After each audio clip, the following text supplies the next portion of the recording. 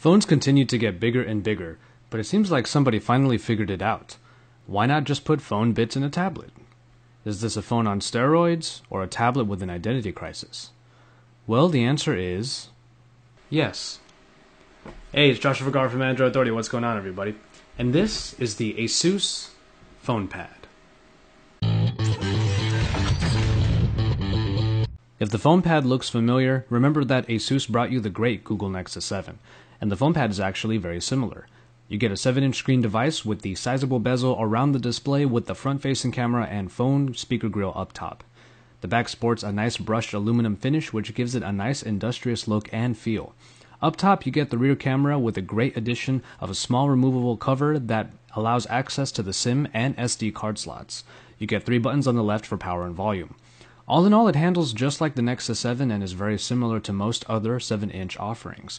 This does help for taking phone calls, but the FonePad is otherwise supposed to be treated like any other tablet, with both hands. Much of the FonePad will not blow you away with super high-end specs, and this starts with the display. Despite being at 7 inches, this IPS LCD screen is capable of a 1280 by 800 resolution at 216 ppi. It definitely isn't as powerful as even most 5-inch devices these days, but it is still a good performer. You get a good color reproduction so that images and videos have a good level of vibrancy, and though the pixel density may not be very high, the experience is still quite good at an average distance away. Get any closer though and you will start to see the pixel separation. Now you do get settings to change some aspects of the display in an app called ASUS Splendid, so there is a way to get it to just where you want it. Among the multitudes of Qualcomm Snapdragon processors out there, you get something different with a single-core Intel Atom Z2420 clocked in at 1.2 GHz. No, it isn't as powerful as high-end chips we see these days, but it does get the job done. AnTuTu Benchmark clocks it in at around the 7500 mark, but you do get smoothness across the device. There are occasional hiccups that occur from time to time, and they seem to happen mostly in intensive games and apps. Speaking of games, the PowerVR SGX 540 is the included graphics chip. It did have a little bit of trouble with Into the Dead and even stuttered a bit during Candy Crush. You may find more of these hiccups running too many apps at once, as the FonePad comes with 1 GB of RAM. Ultimately, it is a very capable performer, though it did not wow me and requires a little patience in those more intensive experiences. As far as hardware goes, you do get either 8 or 16 GB of storage, expandable by a SD card slot. Otherwise, the usual bevy of connections are available: GPS, Wi-Fi, Bluetooth, though NFC is absent. Now the speaker might be relegated to just the one grill on the lower back, but the general quality is actually pretty good, despite lacking in some volume.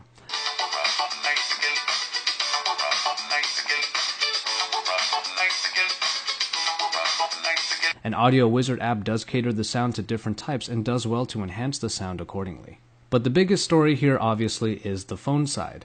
Underneath the cover you can pop in your GSM SIM card and use this tablet just like any of your phones. Mobile data is possible via HSDPA connectivity, and all phone and SMS related apps are included. The FonePad truly treats itself like an oversized phone, but is very unassuming about it. If you didn't know any better, you'd think this is just another 7-inch tablet.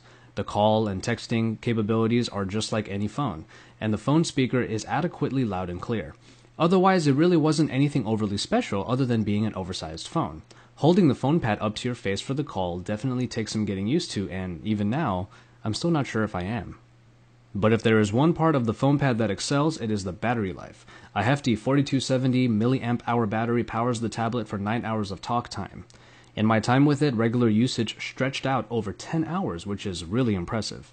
And with the great standby time, you might be able to go up to 2 whole days of regular use before actually needing a charge. Power-saving options will help you get even more out of the FonePad. It probably is the longest lasting phone I've ever used, but of course, the size of the tablet and the battery inside are obvious reasons why. The camera is perhaps the most underwhelming part of the FonePad. 3 megapixels are all you get in the rear camera, and the picture quality definitely doesn't compare to most smartphone cameras. Even under indoor lighting, white color still got washed out, there was a fair level of grain throughout, and details were definitely not captured adequately. Daylight shots fared better, but are still below average quality. Like some cameras we have seen on tablets, it is more of an add-on rather than a real selling point. And finally we get to the software. Jelly Bean 4.1.2 powers this ASUS modified UI.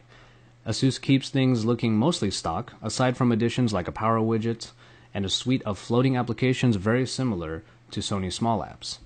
With these, you can make a floating to-do list or even watch a video while multitasking.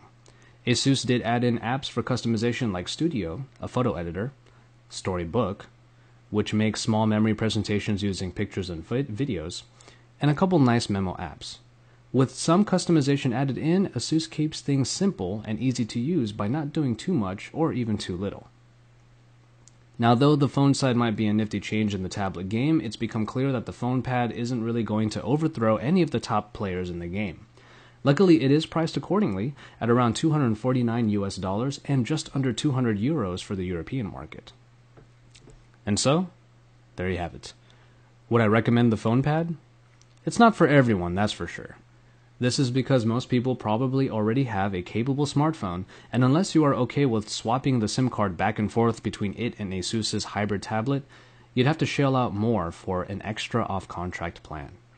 I actually thought it was cool to use the FonePad like any other tablet, and then when a call came in, I could just answer it.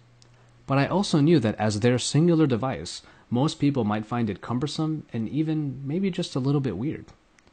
If you aren't one of those people, though, the FonePad just might fulfill a need you've been waiting for. And in the end, the ASUS FonePad is less of a great oversized phone and more like a very nice 3G tablet that happens to be capable of making and taking calls. Remember to stay tuned to Android Authority's YouTube channel for all the action, and then head over to androidauthority.com because we are your source for all things Android.